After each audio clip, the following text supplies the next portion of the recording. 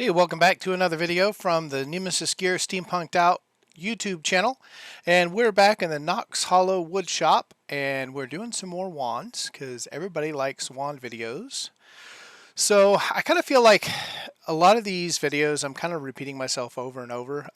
So I think I'm going to talk a little bit less about the exact process except for a couple of things on here because you can jump back and watch. I've got dozens of wand making videos on here and I cover different parts of the process in those, and I think I'm just gonna jabber on a little bit about just wand making in general and that type of thing. This wand is going to be Bloodwood. I just started working with Bloodwood. I've only done, I don't know, a few wands out of this, and I like Bloodwood. It's pretty nice.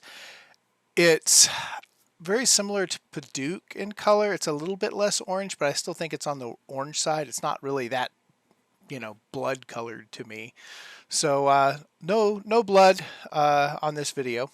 But it is actually, it's a really nice wood. It's a harder, more dense wood. It's got a little bit more grain to it than, say, Red Heart. While the color is nice, sometimes those really dense woods, they're nice in the respect that they can polish up to really fine grit, as opposed to softer woods like birch and alder and even the cherry, stuff like that. I find with the softer woods, it's really hard to get up to a fine grit sandpaper. But with these really dense woods, they do polish up really nicely, and I do like that. But I think as far as my favorite woods, I still, at least not favorite as what I like the look of, but my favorite ones to work with, because they work so nicely, would probably be walnut, maple, and probably red heart. Red heart might be the top of my list. It's just a silky smooth grain. It just is really nice. And then my three least favorite, I know I can tell you right off the bat that leopard wood and whinge top that list. I'm not sure what there's several that are like just kind of they're all right to work with. But Bloodwood kind of fits in the middle there. It's not bad. I really like the look of Purple Heart. I really like the look of Whinge as well. Or perhaps I'm pronouncing it wrong. I've only ever seen it spelled out Wenge. So somebody said it was pronounced Wenge, which is possible. I am not 100% sure where it's from, but it does sound like it might be from Africa or South America or something like that. But it's a really pretty wood. It's just not any fun to work with. But anyway, one of the things that you do want to think about if you're doing wand making, if you're sticking with your domestic woods, a lot of things like walnut and maple, cherry wood, stuff like that. They're pretty innocuous for the most part. I mean, any of those, you still don't want to be breathing those fine wood fibers because that's always bad for your lungs. But when you start messing with some of the exotic woods and stuff, you just don't know. Like, Paduk, Purple Heart, Bloodwood, Whinge, Leopard Wood, all of those things, if they're coming from tropical areas and stuff like that, a lot of those trees have got some stuff in them that is, the wood may be pretty, but boy, is it really bad for you. It can be toxic in a lot of ways. It's something that even when I'm working on the domestic woods, always wearing a respirator and, not breathing that dust in. There are some things, and you can have an allergic reaction to some of them. I know a guy at one of the supply places was talking about, he had a friend who was doing a deck, and I think he was talking about Purple Heart, and within just a few minutes of him cutting it on the saw, the guy had an allergic reaction. It was really bad. So at the very least, it can certainly cause you some breathing problems in the night. So you want to make sure you're using respirator and keeping the dust and stuff out. But anyway, so yeah, this, I did do some friction burning on this wand. I do a lot of test pieces when because I like to have some options when it comes to color changing, and I don't like to use paint. Because I feel like paint on the surface of a wand is just too easy to rub and scratch off. So I like to do things that actually color the wood. And I find things that like burning or ebonizing that changes the wood itself.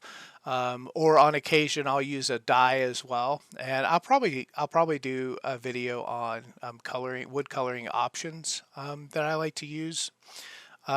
The problem with dye again is, you really need to seal that up so that it's not rubbing, bleeding out and rubbing off on your hands and stuff. The good thing about friction burning is, again, it's charring the wood and darkening it that way with heat. So it's got its plus sides and its downsides. You can use a torch. You can do a friction burn like I did on this wand, where I just held a piece of scrap walnut on there and pressed it on there, and it's kind of like rubbing two sticks together to start a fire.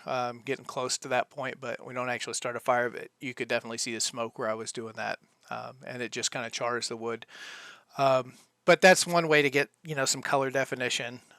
This wand, I did the some coloring and stuff on it, but it's really a more basic wand, which is one of the reasons why I'm not talking about the process quite as much, because we didn't get fancy doing any wood burning or coloring or carving or anything on it. I'd love to do more of the fancy wands. As a matter of fact, I'd love to do some more hand carved stuff. Kaivox Ender, his channel, he does some amazing hand carved stuff, and I'm sure they take much longer to do one wand than it does for me to do them on the lathe, at least the basic ones like this. I know it takes quite a bit longer when I'm doing the wood carving and stuff myself. But I found that if I do a whole bunch of those where I spend hours and hours on it, then my cost that I have to sell them is, it's really quite expensive. I end up sitting on them for a while. So if you'd like to see me to do some more fancy wands, head on over to my Etsy shop, nemesisgear.etsy.com, and try buying a few of the fancy ones that are there, because my rule is I cannot have more than 3 of any one wood or one wand type in stock at a time, because if I get more than that, I'll literally just make wands all day, and I'll just have hundreds of them sitting around. So, yeah, buy some more wands so that I can make some more fancy ones. But these more basic ones like this, I mean, it's a really pretty wood. So you can see from the final pictures here, it's fairly basic, but it's got a really nice look to it. But doing these simple ones as well, it kind of allows more of a price range for people. I can keep these basic ones under $50. Depends on what kind of wood it is. Obviously, some of the woods like winch and stuff like that, or wingay, however you say it, can get really expensive. But gosh, your domestic woods and stuff, I can usually keep those around $35, $45 in between there. So that gives you a really good price range for people if they want just a basic wand, because not everybody wants a super fancy, crazy exotic wand, and that's fine. I'm kind of partial to, some of the more basic walnut or maple wands myself, or maybe red heart. I don't know. I like them all, but I just like making the wands. Anyways, so yeah, swing by, buy some fancy ones if you want to see some more fancy wand making videos, and hopefully we'll be able to do some more. I think I've got a Purple Heart video coming up here pretty soon to some of the basic wand, but everybody seems to really like the Purple Heart, so I did another video on that. And we'll keep doing those as long as you keep coming in and give me a thumbs up, liking, and subscribing. It really helps out, and we'll catch you on the next video. And as always, thanks for watching.